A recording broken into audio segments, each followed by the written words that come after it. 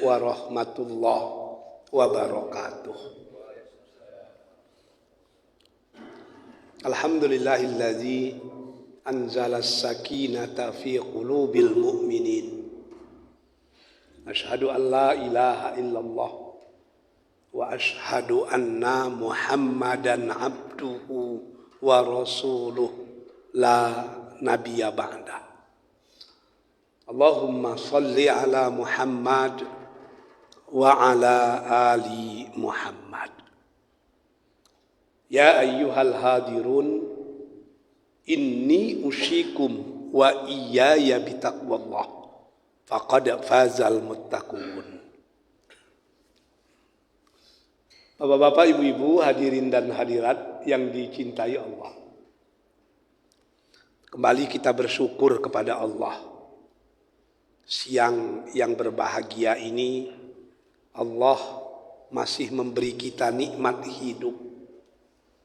Semoga kehidupan kita hari ini lebih baik dari hari yang lalu. Kehidupan kita hari esok akan lebih baik dari hari kini.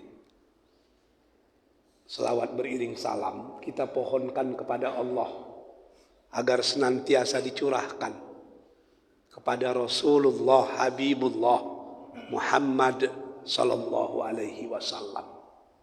Sama-sama kita berikrar agar tetap menjadi umat dan pengikutnya yang senantiasa menghidupkan sunnahnya dalam hidup dan kehidupan kita, insya Allah.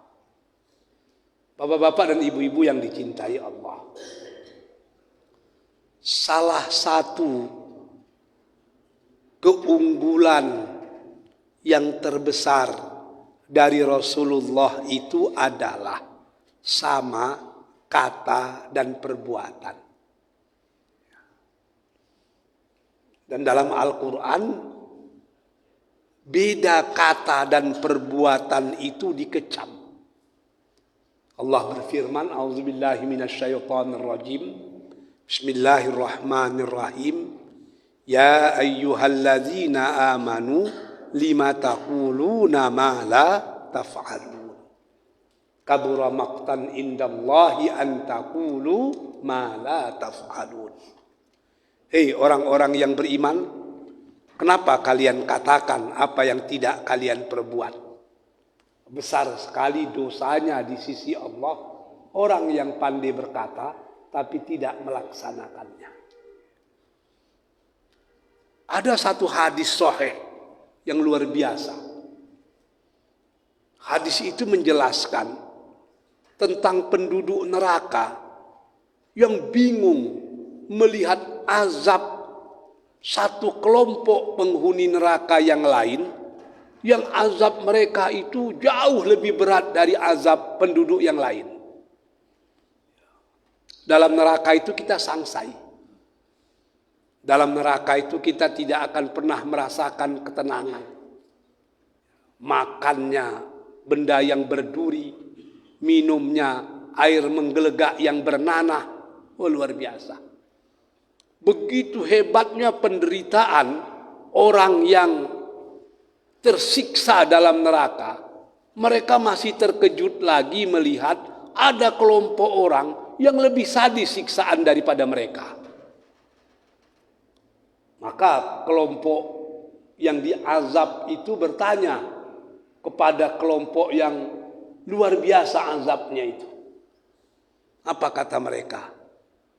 Kenapalah kalian lebih parah pula azabnya dari kami?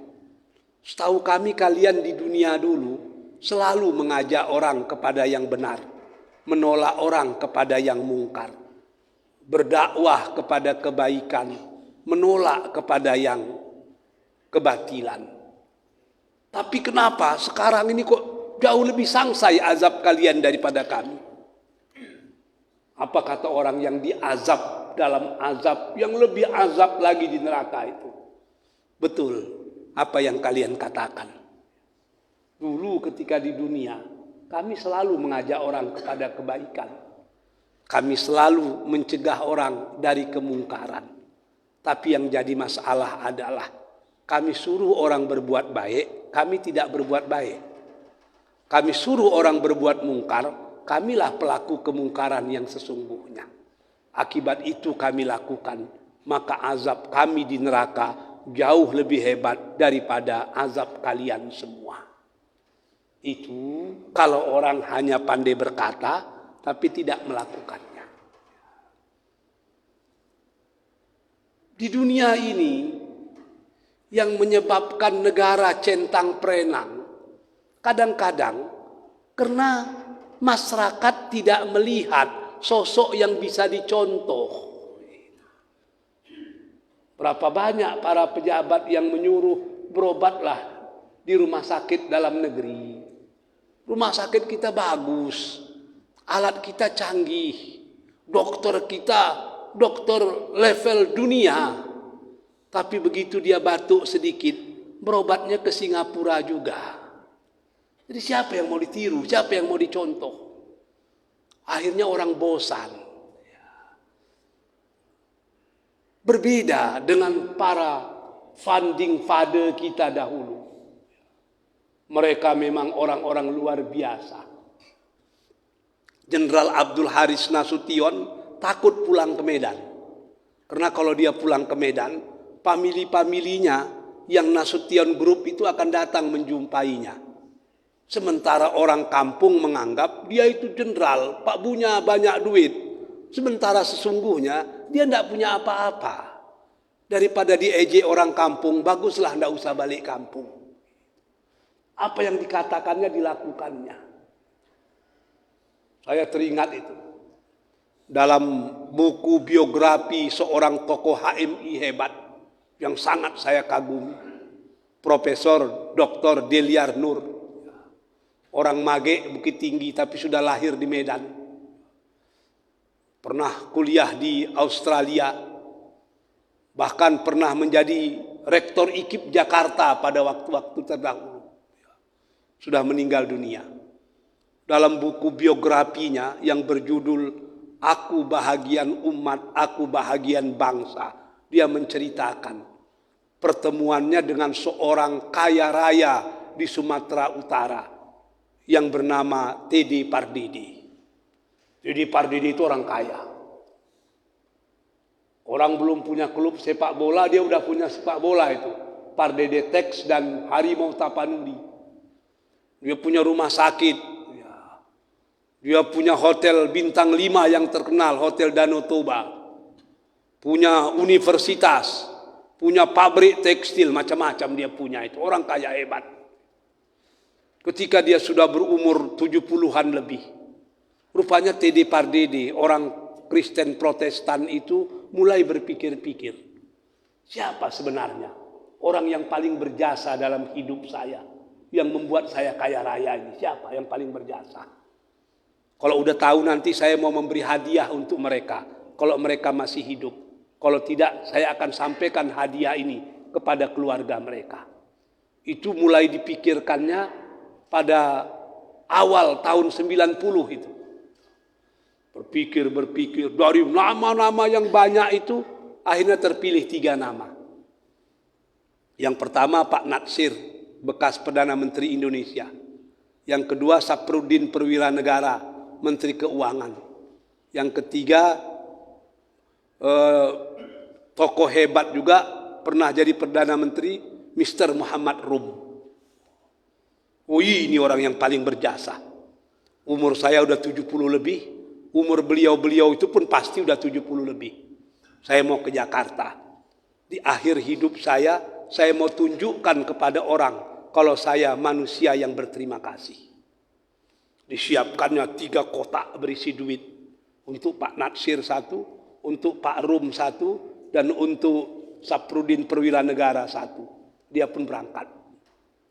Karena yang paling tua Pak Natsir, dia pergi ke rumah Pak Natsir. Di kantornya, di jalan, di Masjid Al-Furqan, Jalan Keramat Raya itu. Dia pergi ke sana. Seorang Muslim yang taat, seorang Protestan yang taat. Tapi bersahabat akrab.